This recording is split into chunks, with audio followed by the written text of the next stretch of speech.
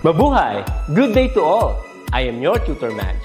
Welcome to ETUlay, a free online tutorial, an initiative of the Department of Education, Information and Communications Technology Service, Educational Technology Unit, ICTS EdTech.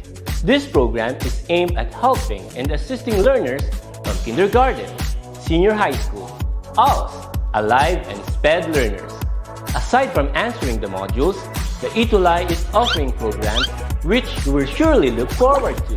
Together with our parents and teachers, the ETUlay will bridge the gaps where difficulty and ease meet in learning new knowledge and skills. So, let us prepare our modules, pen and paper. Ready your mind to see and hear worthwhile and interesting lessons. Let us now study and learn, together with our volunteer online tutors. Tara na!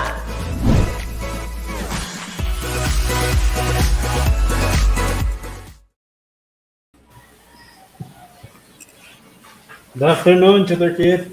Good afternoon, Tutor Jerry. Kumusta ka? Kailang maulan sa aming lugar ngayong hapon. Maulan dyan? Dito naman sobrang init. As in. Nako. So, Tutor Jerry, how was your week so far? It's been so good, Tutor Kit. Maraming paperworks pero challenging pero okay din. Nice. It's That's really for good. professional growth. True. Sa akin naman, no, marami rin akong ginagawa, especially sa pag-QA and mga scripts na ganyan and PowerPoint presentations. But we can do it. And the same goes with all of our learners na nanonood sa atin ngayon. No? So guys, kung marami man kayong ginagawa ngayon, kayang-kaya nyo yan. Sama-sama tayo, Tutor Kit. Sama-sama tayong maging busy. So, Tutor Jerry, siguro, before we begin, no, batiin muna natin yung ating mga masugid na nanonood ngayong araw na to sa ating Creative Nonfiction. Hello sa pinakauna, no, kay Joseph Conrad Bulaklak from Pasay City North High School. And also to Neslin Kirod, of course, no, si Neslin na magaling. Enrico Dalupan, JV Saint Pagarigan Domingo, Romnick Piano, Christine Barut, and Warren James Ganaban. Meron pa bang ibang nanonood dyan, Tutor Jerry? Yeah, Tutor Kit. We also have Crystal Kate Casela, still from SDO Isabela, and Jana, also Maui Aison, Marichu Modesto, and Steph Liwag also, Carl Ann Valdez, at marami pang iba, Tutor Kit. Nice, marami. Ang daming nanonood sa ating ngayon, Tutor Jerry. Titinan ko sila sa sa ating live right now. And thank you so much, guys, for tuning in with us always, no? So, shout na naman tayo, Tutor Jerry. Baka may gusto kong i-shout out dyan sa SDO nyo. Yes, Tutor Kit, short shout out sa aming mahal na SDS, Mama Madeline L. Macaling, and of course sa aming ASDS, Sir Dante Marcelo, and the rest of the SDO officials in Isabela. Hello po sa inyong lahat. Ayan, Tutor Kit. How about you, Tutor Kit?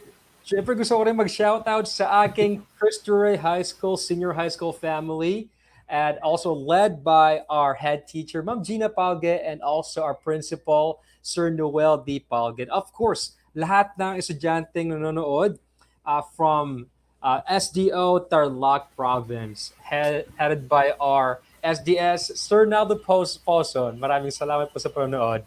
Ayan, Tutor Jerry. We are already in our week 4, Tutor Kit. Napakabilis ng panahon. Yes, napakabilis nga naman. At today, Tutor Jerry, no, try natin talaga na i-maximize yung ating ang ating time, no? So last week, we discussed all about creating samples of different literary elements, no? And this time, ano yung ating topic, Tutor Jerry?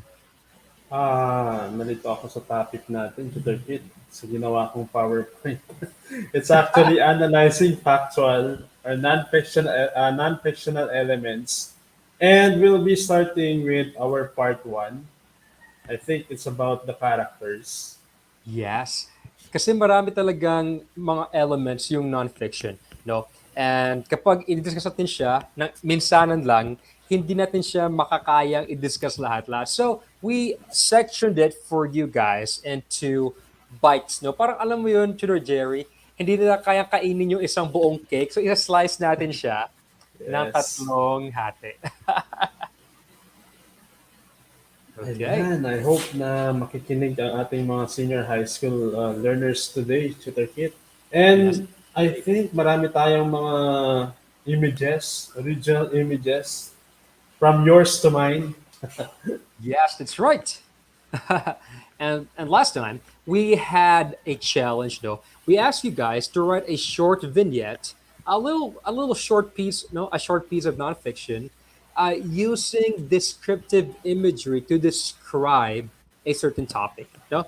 And we have the following individuals as our tuties of the week. Of the week. Sino sila, Tutor Jerry?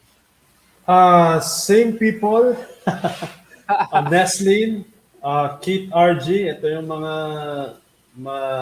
masipag gumawa ng kanilang performance output. Although Tutor Kit, nagpa-pass yung other students sa aming Facebook page, pero medyo na-relate sila. Itong mga to, they had posted their outputs a day ago, kaya sila yung napili. We also have Christina Grace Corpus and then Christian Lloyd Canapi. Wow, we have two new people, two new faces today. Si Christina Grace Yes. and Christian Lloyd. Maraming salamat sa inyong lahat, guys. Okay, actually, let's now feature them, no, kung ano yung ginawa nila. So, first one is from Neslin. Let me read just an excerpt from her descriptive imagery piece. So, sabi niya dito, my feet was nailed into the ground, but still shaking like there's an earthquake only on my spot. So it kind of describes her feelings of nervousness. So parang siyang nga siyang earthquake, no? Pero sa kanya lang. No? Sa kanya lang, siya lang yung nanginginig. Very good, Neslin. Thank you. Ayan. For Kit RG, ito na lang Tutor Kit. Sabi niya, my ribs will no longer mute the vibration of my grumbling stomach. And I can't breathe. And I can no longer pronounce hunger as if my mind were clasped like the clam in our dinner table. It's all about parang ribs ng baka siguro. I think she describes her hunger kind of like that, right? No? Yeah, spare And her ribs. expectation, something like that. That was very good too, Keith RG. Yes, it's actually a long text to 30. Yes. The construction is good. Yes. And this one is from Hazel Mateo. And actually, this is really good. I read this and I loved it a lot. So, Lumpiang Shanghai naman ito. So, what I love about this is this. For afternoon snack, my mother prepared a vegetable lumpiang Shanghai with its flawlessly wrapped paper-like skin in a golden brown tint. It looks very Nice. appetizing. No? So kahit actually hindi niya sabihin na it was very appetizing, yung sinabi niya lang na golden brown tint that looks already appetizing. Ayan, good job. Na namamana na niya yung inyong galing sa paggawa ng vinyl sa 30. Oh, ang gagaling nila, Chilo Jerry. Ito naman yung ating Room. newcomer. Ayan. Yes, for Christina Grace. Sabi niyan, the room felt stuffy and warm, but in a good way. It had a thick but pleasant stench of musty books and old upholstery, as well as an overall scent of ash and cedar from the fire that was always crackling and spitting quietly low on the stone hearth. That's how she described siguro her room, Tutor Kit. Okay. Actually, medyo hindi ko ano dito kasi sa Pilipinas, guys, wala namang ash and cedar. So maybe si Christina Grace, no? It's imagination. Imagination to. So kapag imagination lang ito, this is fiction, hindi siya non-fiction, Fiction. guys. Yeah. So So remember, or maybe kinuha niyo to somewhere else. No, ayan. Now this one is from Christian Lloyd Canapi. And here's an excerpt, no? Sabi niya, I am weak. That's how I feel when I have a dream of becoming an Eagle Scout and then have to give up that dream. But since I remember that dreams are just dreams and they will always be dreams. So Christian, no, a lot of abstract imagery here, you can actually ground those abstract imagery. Gamitan mo ng something concrete, yung nahawakan using the senses. No, describe mo using the senses yung feeling mo pagiging Eagle Scout. Ayan. Okay, Cheater Jerry. And congratulations again sa ating Yes, good mga job. PTs. Ito. So, Dito Cheater tayo Jerry, magkakatalo-talo, Tutor Kit. oo talaga. Cheater Jerry, kailangan talaga nilang ano, no, tawag doon, kung gusto nila maging cutie of the week, no, they need to exert some effort, no? Yeah. They need to pause their outputs as early as possible para Totoo. hindi siya matabunan doon sa ating hashtag ETUlay NonFiction, Tutor Kit. Yes. So, time na, Cheater Jerry, for our Flash review! review. Okay, Cheater Jerry. Okay, so you just have to type in LT if the given example is a literary technique, and LE naman if it's a literary element. And then, of course, you're going to type your answers in our comment section. And you know, Tutor Kit, doon pa sa atin ngayon sa DepEd, even in the ETUlay, we need to parang integrate yung reading sa mga bata because it's the main problem ata ng ating agency, the Yes. reading level ng estudyante. And honestly, that's really true, Tutor Jerry, no? If you want to become a good writer, kailangan mo muna maging good reader. No? Kasi wala Yes. kang masusulat o wala kang masasabi kapag wala kang laman. Magkakalaman ka lang Yes. kapag magbabasa ka. No? So make it a habit, guys. Okay. Let's begin with the first item, Tutor Jerry. This one Yes, is it's the dialogue. dialogue. Ayan. Illustration lang siya. So is it LT? Is it a literary technique or LE? Literary element. Yan. LT ba siya or LE? Lorna Tolentino or Lorna Espinosa? Hindi ko alam. Lorna Espinosa. Ano, Okay. ayan, dumadami ang ating viewers. Ayan. Hello sa inyong lahat, guys. Ayan. Pinaka-recent, sina Asumi, Marcelo Agustin, Christina Grace Zipagan Corpus, and Nathan Vinasoy. Sabi ni Michelle Alvarez Serrano, LT daw. Literary technique daw LT. siya. Mhm. Okay, let's see, no? Yes, the answer is LT. LT. Literary technique siya. Ayan. Hi pala kay Eds Abraham, kaklasiko, and also my best friend. Ayan. Sino Jerry, number Wow. 2. Medyo nawawala ang aking internet connection, Tutor Kit. Nako, nako. Naku, maulan. Nako. For number 2, we have imagery. Imagery. Is it a literary element or is it a technique? What do you guys think? Ayan. Okay, sabi na Christine Barut, Rhea Blanca Agabao, and Mayes Mace, Jacqueline Corpuz, LT daw. Literary technique. Let's see. Is it LT, Tutor Kit? Yes, it is, LT Tutor nga. Jerry. LT siya ulit. Ayan. And let's now go to, of course, the last Number 3, item. Number 3. setting. Setting. Is it a literary element or is it a technique? No? Setting ba, Tutor Jerry, yung ano? Yung progressive form ng sit, di ba? Sit down. You are setting down. Setting down. Ano, Tutor Kit? Joke lang. Tutor Jerry. Setting down. Okay. Sabi ni Cristel K. Pasqua, LT daw. Or maybe this was her answer Number from number 2. two. Yes. Ayan. Yes. May mga sagot na ba, LE. Tutor Jerry? According to, yeah.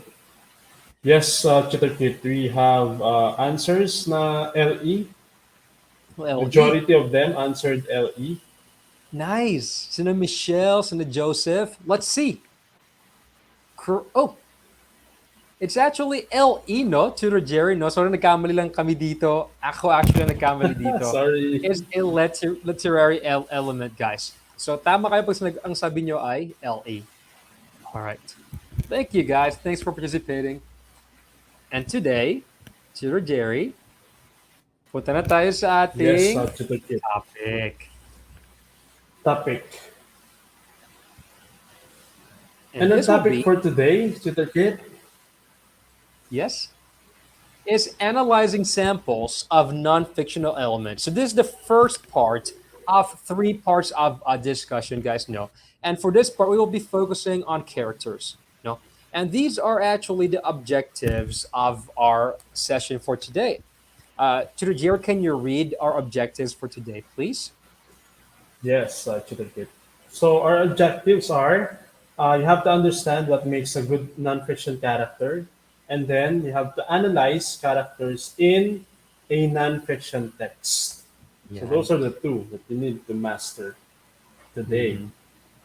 Kasi di ba, Tutor Jerry, no, bago mo i-analyze yung isang bagay, alam mo na dapat kung ano yung isang magandang bagay. For example, before we analyze a character in a story, dapat alam mo muna kung what makes a character good in a nonfiction Yes. piece. So, let's begin first with characters, understanding our characters in nonfiction. And this is the first thing you need to remember for characters in nonfiction. Sila ay actual people, no? Totoong tao sila. Hindi sila hango sa totoong tao, kundi totoong tao talaga sila, no? Yung ibang tao dito buhay pa, no? Mostly, yung iba patay na, basta totoong tao sila. Basta they should never be made up. Hindi sila yung gawa-gawa lang, no? So you need to be honest and truthful kapag sinasali nyo sila bilang isang character sa inyong non-fiction story. Okay, let's see for example, Tutor Jerry, sino itong mga ito? Bigla tayong sumikat, Tutor Kit, sa national screen. Yes. So parang tayo yan, Tutor Kit. Oo nga, parang tayo nga. Sino ito? May Kasama- similarity. Mahilig sa tubig. Ayan. Ito ata si wife mo, Tutor Jerry, saka si... Yeah. The children, Tutor Kit. Mm-mm. Ito naman, yung family ko, tapos sa baba naman, yung mga best friends ko, si Ate Sham, saka si Eds, no? So guys, alam nyo, yung mga taong kilala ninyo sa totoong buhay, sila dapat yung maging characters ninyo sa isang non-fiction piece. No? For example, si Tutor Jerry, pwede ang character niya is yung asawa niya, pwede kaya yung mga anak niya. At dapat yung story na ikukwento nila is also totoong buhay na nangyari sa kanila. Yeah. Ayan. Real So, life. Real life siya. So that they could be your characters, no? People who you know. O, sino naman ito, Tutor Jerry? Mga lead actors, Tutor Kit. Ewan ko kung anong teleserye.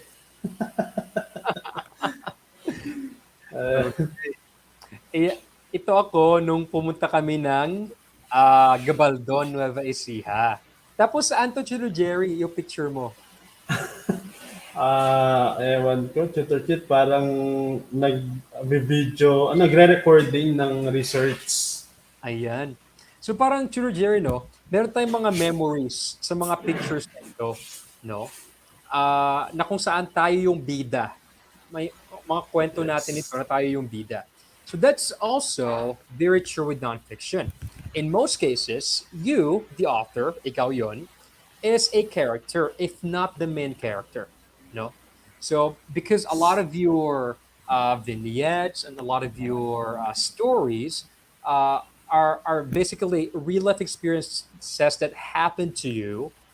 Ikaw talaga yung bida, no? So you are the main character. Ayan.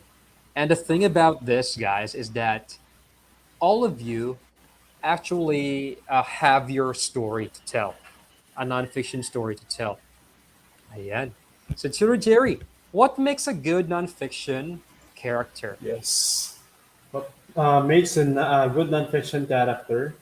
It has to be meron siyang physical description and depth. Parang si Tutor Nova. Minomonitor tayo ngayon, Tutor Kit. Talaga? Ala, kinakabahan na ako. Yes. Ayan, no? Okay. Hello, Tutor Nova. Hi, Tiro Nova. So, guys, here's what I call this. Marami actually criteria to kind of measure if a character in a nonfiction is good or not. But for the constraints of time, we will focus only on two: physical description and depth. So let's try to dig deeper into these two criteria. Let's go first with description. Tutor Physical Jerry, description. ano ba Yeah. yung provide ng physical description sa isang character? Yan. So for physical description, it provides a general first impression of a character. Remember the highlighted word, first impression, and then reveals the personality of the character to some degree. Personality, yung sumunod na highlighted words. And Yes. then grounds characters in reality. So we are always parang connected with the word reality, realia, because it's non-fiction. Tama, tama. So kapag for example, you're introducing a character in your story, no? If you describe their physical appearance, no, it gives your readers a general first impression. They would actually assume na ganito siya. Ganito siya dahil sa kanyang itsura, dahil sa kanyang kasuotan, something like that. And somehow it kind of reveals a little bit of personality, the personality of your character. So, physical description may involve any of the following aspects of your character. No, so pwede mo i-describe yung kanilang physical feature. No, matangos ba yung ilong niya? Singkit ba yung mata niya? Ano yung kulay ng buhok niya? No, yellow green ba? Yeah. Ganon. Yan. For example, ano naman yung clothing o accessory niya? For example, suot-suot niya yung blue na ganito ni Churo Jerry. Oh. So you assume ka Ang agad na teacher uniform. yun. Mhm. Yes. Ano yung mga mannerisms niya? No? So, in describing the physical appearance of your character, pay attention to these details. Pwede mo sila i-mix in a creative manner. Sure, Jerry, right now, we will be reading some excerpts of nonfiction pieces that involves physical description. Uh, Sure, Tutor Kit. okay, and you will be the reader. Okay, this is from an excerpt from Walking Yes. with Shadows. Okay, so Jerry, go ahead. There's a lady on a downward slope, a cane in her grip, eyes freeze into place. She wears salmon pants and a lilac jacket and exuberant lipstick. Hello, she says. Okay. Cheer Jerry, based sa physical description, ano yung ano mo? Ano yung parang na ano mo? Uh, Paano mo describe yung na yes, yung taong yan maybe parang passionista, Tutor Kit. mm. O ano, parang passionista siya? Uh, Kasi salmon is a very vibrant color. Also, yes, lilac is a very vibrant color.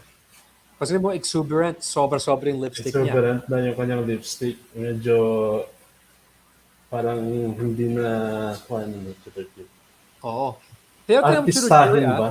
at parang ganun, no? Pero tinan mo, meron siyang hawak ng tungkod, a cane. At yung kanyang Yes. mata ay may mga wrinkles na creased into place. Isa Parang itong hindi na niya matanda. alam yung kanyang ano to. But then in the very first, sa mga last line, Kit, if the readers will not parang analyze critically, mag-base tayo doon sa kanyang jacket and then how he, parang physical appearances. But then, if you're going to look at the first two lines, parang opposite. So Totoo. that has something to do with analyzation. Yes. And then I'm sure Jerry, no, napaka-effective na ginawa niya because these descriptions are actually contradictory. It contradicts no, yung kanyang kasuotan. It contradicts her physical appearance. Matanda na siya, pero she wants to be fashionable. She Yes. wants to look vibrant, even though she's older. Ayan. Okay, ito naman. Sir Jerry, this is from the reincarnation of Uh, the absent father. Father, yes. When I met my father again as a teenager, it came with a shock of recognition and confusion. He looked like me. There was my bumpy nose, red hair, round cheekbones, the yellow flecked blue eyes. Ayan. So, kung mapapansin mo Sir Jerry dito, no, na-shock siya no, nung nakita niya yung tatay niya ulit. No? So parang hindi sila parang nakikita ni tatay niya. No? Yes. Kasi yung tatay niya ay kamukhang kamukha niya. Bumpy nose, red hair, round cheekbones, the yellow flecked blue eyes. Parang nakikita niya yung sarili niya sa kanyang tatay. Pero, okay, this one. At Chiro Jerry, But our likeness wasn't enough to overcome the strangeness of him. He reminded me of a very stoned and deeply strange Paul Bunyan, and he was so tall, a mountain compared to the foothills I'd grown up among. yun. So mapapasin niyo guys, no, although na magkamukha sila, no, hindi ito sapat para para hindi ma-feel nung yung author ito ang Yes. strangeness para sa kanya yung tata niya parang stranger pa rin, no. Her dad feels like a stranger even though they look the The same. same. And then this one, Churu Jerry, is from my memoir Aunt Ellie. My original version, si Tutor Kit. Ayan. Maybe you could do the honor na rin, Tutor Yes, Kit. I'll do that. So my Aunt Ellie walked holding a tub of downy soaked laundry with a slight limp favoring her left leg. Arthritis, she said. And then she put the tub down, caught her breath, and wiped her hands on her red floral dusters. She combed her hair speckled with black and gray with her wet, wrinkly hand. So, if you notice, guys, this is just basically me describing Aunt Ellie, yung namatay ko na auntie na nagpalaki sa akin. And when she kind of raised me in my like teenage years, she was very old, no? But still, pinaglalaban niya pa rin ako araw-araw. Spoiled.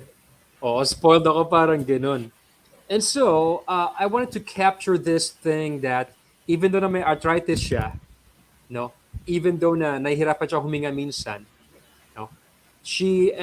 Despite her old age, she still wants to serve me. And you can actually tell that story even just by describing the physical appearance of your characters. Yes. All right, guys. Definitely right, Tutor Kit. Mhm. Parang, ano to, memory of the Oo. past na something valuable, worthy. Mm-mm. And that's what makes good nonfiction tutor, Jerry. Kapag Yes. yung memory ay napakahalaga para sa Totoo. iyo. Yeah.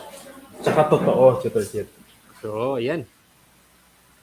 Now, punta tayo sa pangalawang Depth. criterion natin, which is depth. Depth. Ano po depth, tutor, Jerry? It refers to the complexity, relatability, and believability of the characters in nonfiction. Ayan. So, Chiro Jerry, parang na-discuss na natin ito noon, Yeah, last time fiction. to the kit. Sa creative writing. Mm. Yung flat and round characters. Yes. Ano ba yung pinagkaiba ng flat sa round characters, Chiro Jerry? When we say flat, it's two-dimensional characters that do not change in the story from the beginning up to the end. And then the round, layered and complex characters that undergo changes in the story. So Ayan. mapapansin nyo lang, it's ano to, dalawang words lang ang basis. Yung isa nag-undergo ng change, yung isa naman hindi. Yan. Tama. Ayan. And Chiro Jerry, no, in nonfiction, we would like to see round characters. Characters na may depth. Pag sinabi mong depth, may lalim. No, may Yeah. layers sila. Uh, para talaga silang tao, no? Flat characters only exist in fiction, kasi they're just there for parang for accessory. But your main characters in your nonfiction should always be round characters. Dapat ma-feel namin kung yung kanilang pagkatao, parang gano'n, and how layered they are. No? Salamat, Joseph Corabulaklak, tama, no? Depth is supposed to be like the roundness of the character. And how do we reveal depth to Rogero? Yan. So we could reveal depth in the way characters deal with conflict in the story. Ayan. Siyempre, lahat naman tayo tutor-kit, even in our own experiences. Pag nagkakaroon tayo ng conflict, problem na lang sa madaling salita, Mm-mm. we undergo changes na nagiging mas matatag tayo, and of course, nare-renew yung ating mga lapses, yung mga lags, and Mm-mm. then we became better. Totoo, Churo Jerry. And if you ano no, Churo Jerry, ang totoong ugali ng isang tao, nare-reveal kapag may problema siya. Or kapag, Yes. oo, ganun no, kapag nagpa-panic siya, something like that. Sabi ni Joseph Corabulaklak, depth is often revealed in the way characters deal with conflict. Tama. So, parang ganito siya, no? Let's picture out. So for example, we have these characters, no, yung mga characters natin in real life. So we need, and with all of their with their personality, with their wants, yung mga gusto nila, with their needs, yung mga kailangan pa nila matutunan, beliefs and Yes. strengths and even weaknesses, no? This will be revealed if they meet a conflict. Yeah. On how they react to it, how they act despite the conflict. Dito natin malalaman, no, yung gaano kalalim yung characters natin. Especially yung belief, tutor-kit. Mm-mm. Oo. Uh, Sure, Jerry, let's read this excerpt from Partido by Hiram Perez. This is let's try kung gaano ito kalalim. Ito isa kasi itong character na kung saan he was confronted by a conflict with his dad. Ayan. Sige, Sure, Jerry, let's read Yes, together. tutor-kit. I am 8 years old and lost in my daydreams outside Kmart. Suddenly, I become aware of my father's gaze. I meet his eyes and find myself immobilized by the disgust in his cold. Oh, yan, tama. Scowl, no? So, yung tata niya, tinitingnan siya ng masama, no? At it's not just a bad look. It was a look of disgust. Nandidiri yung tata niya sa kanya, yung pagtingin ng tata niya sa kanyang didiri. And why? So, let me read this. He speaks calmly, matter-of-factly. Papo, if I ever find out you are a maricon, I will kill you and then kill myself. Maricon, guys, by the way, is a Spanish word for gay. No? Okay, yes. And sabi niya, this is a threat, no, a warning. I will kill you and then kill myself if I ever find out. Yeah. Tutor Bakit Jerry? kaya, tutor-kit? Oo. Go ahead, Tutor Jerry. Can you read Yeah. us? Can you read for us? I don't know what maricon means, though I hear it hurled at me enough times by other boys, along with Pato. I think it has something to do with my skin being lighter than my father's. Yeah. Iba yung kanyang inference. Ayan. So we have this conflict, Shiro Jerry, no, na kung saan the giver of the conflict is the father, no, questioning his son's identity and this threat, no, and ngayon we are yung son, he reveals himself to us because of this conflict. Ibig Yes. sabihin, yung mga kalaro niya, tinatawag na siyang maricon or pato, parang duck, you know. And Shiro Jerry, let's keep reading. I think it has something to do with how I cry too easily. I think it has something to do with how all my friends are girls and I have no interest in playing baseball. Ayan. Ayan. Merong mga Ayan. revelation na kung bakit. That's true. And these revelations, guys, these were actually like triggered by the confrontation from the author's father. Dito niya napag-isip na, baka nga maricon ako, sabi niya. Because I cry easily? Is it because I cry easily? Is it because all my friends are girls at hindi ako naglalaro ng Nilalaro ng baseball? baseball. Very, no?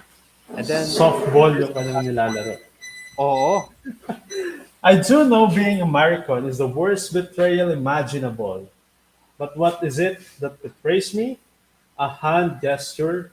I wonder, or the way I carry myself. yan. So, para ito sa kanilang culture, being a maricon is the worst betrayal. Yung parang pinagtaksilan ka o nagtraidor ka. And then, and the last one, he said, do I daydream too much for a boy? It is something in my eyes, perhaps. Do they betray how much I am afraid all the time? So look at this, guys, and a key thing here. It reveals the author's emotional state at that moment. He is afraid all the time. He is afraid all the time. And this is like the main point na gusto niyang i-hit. And this provides depth sa ating character, uh, how he reacted, how he responded to this conflict that is of his father questioning his sexuality. No, so we are given a glimpse of what the boy is feeling, and this is really good nonfiction. Yes. Makaka-relate din yung iba to the kid. Mm, With that simple na non-fiction books. totoo. Sure, Jerry? Depth. A character with depth feels human. Someone we can empathize with and care about. Parang yung story lang kanina. Mm-mm. Uh, we could empathize with the character because of how he deal with the circumstance na pinagdadaanan, yung conflict na pinagdadaanan niya. Yes. Yes. That's true, Tutor Jerry. And these are the best characters, by the way. These are characters that have depth and are what do you call this? They're easy to empathize with. Nakaka-relate tayo sa kanila, no? So, yun. So, physical description yung kanilang panlabas and depth is yung kanilang panloob. Ayan. Yes. So, how do we analyze these characters using physical description and depth? No? So, Chiro Jerry, meron tayong ilang mga questions dito no, na pwede niyong pag-isipan in your analysis. So, what are these questions, Chiro Jerry? The first one, what details did the author use in describing the characters physically? Uh, Pwede siyang physical features, clothing, mannerism, and then was the description effective in revealing the character's personality? And then the last one was the character believable. Totoo ba? Totoo kaya siya? Mm-mm. Kung kayo yung nagbabasa, mapapaniwala kaya kayo with with the personality of the character. Totoo. Ayan. At ito yung sample natin, Chiro Jerry, no? Ay, sa depth naman pala, Chiro Jerry. Depth, were the character's actions and reactions against the conflict believable, just like the example a while ago? And then did the character reveal roundness? his strength and weaknesses, and then did you empathize with the character just like yung tanong kanina sa ating after nung text natin. And if that is the case, of course, Shooter Kit, we are referring with depth, Yes. Ayan. Kung gaano kalalim yung ating kalalim. characters. Ayan. So we have depth and physical description. And this is now a sample of an analysis. Analysis, guys, no. Uh, so let's try and analyze this story, no, using physical description and depth. So let's read this, Tutor Jerry. May time pa ba tayo? Yes. Ala, 3 minutes na lang. 3 minutes, Shooter Kit. Kaya Okay, pa. kaya pa yan. Okay, Tutor Jerry, go ahead. Yes. One time, I was sitting in class, waiting for the teacher to come, when the boy behind me nudged my back and pointed at someone in front. I looked and saw a girl on the most yellowed uniform, probably a hand me down, walking into the classroom. Her hair was in tangles and split ends held by a ponytail. You just notice that those physical descriptions? Yes. Tutor Jerry? She looked rather small and frail, her bony hands tugging at her sleeves. Ano sa bonyo? At swete? The boy yelled and cackled. I closed my eyes. The room erupted in laughter. The girl's eyes looked broken, her face red. The boy behind me stared at me, pressing me to do something. I swallowed, sniffed my sleeves, and forced a laugh. Ha ha, ha ha, I choked. The girl ran out the door. I never saw her again, but I still remembered her broken face, her ponytail, and her yellowed uniform. Yun. So, based on that story, guys, no. So, if we analyze that story based on physical description, for example, we can have something like this. Basahin ko na lang. This is an analysis of the girl's physical description. The author hinted at the girl's poverty with details like yellowed uniform and hair in tangles and split ends. Her insecurity and lack of self confidence was shown by her bony hands tugging at her sleeves. She is also portrayed as innocent and reserved. So, sa kanyang damit lang, sa kanyang itsura, no, we can assume na mahirap lang itong batang ito. Ayan. And now, what about depth? Tutor Jerry, can you read Yes, an Chidilip. analysis about depth? The author seems like a good person. However, because of peer pressure, he forced laugh and chalk. This shows his weakness to do the right thing against peer pressure. This is a believable and human response to pressure. Ayan. This is actually true sa mga senior high school students. Mm-mm. Na kung minsan, no, kahit ayaw mong sumali sa mga ginagawa nilang masama, dahil nape-pressure ka, kahit labag sa kalooban mo, sumali ka na lang para hindi ka madamay. And that is actually a show of weakness, you know. But it also reveals depth in the characters. Okay, so Chiro Jerry, punta na tayo agad sa 440. Yes, challenge. Ayan, pambihira. Chiro Jerry, yes. So for the challenge of the week next week, you're going to write a short vignette describing a memorable encounter with a person from your childhood. Your theme could be bully, a best friend, crush, classmate, cousin, etc. Use detailed physical description and give your character depth. That's just like the examples a while ago by Chuto Kit. And then you're going to post your vignette using the hashtag ETUlay NonFiction. ayan. Ayun. Madali tayo, Chuto Kit.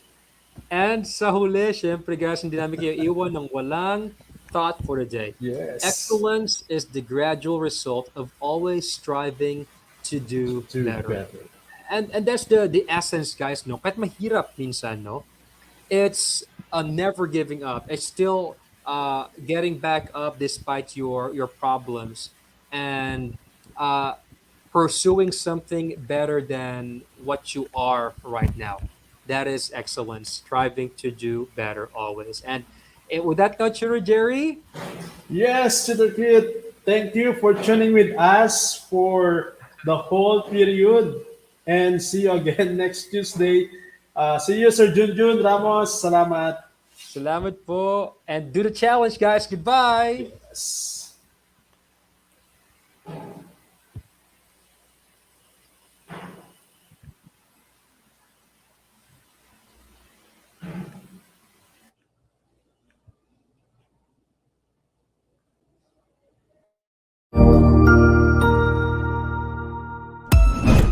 Ang husay naman! Natapos mo ang iyong tutorial session kasama ang iyong mahusay na ETUlay tutor. May bago ka bang natutuhan? I-share na yan gamit ang hashtag #ETUlayLevelUp. Huwag aalis ha dahil may susunod pang programa na pwede mo ring panoorin at salihan dahil naghihintay na ang iyong mga tutors. Happy learning dito sa ETUlay!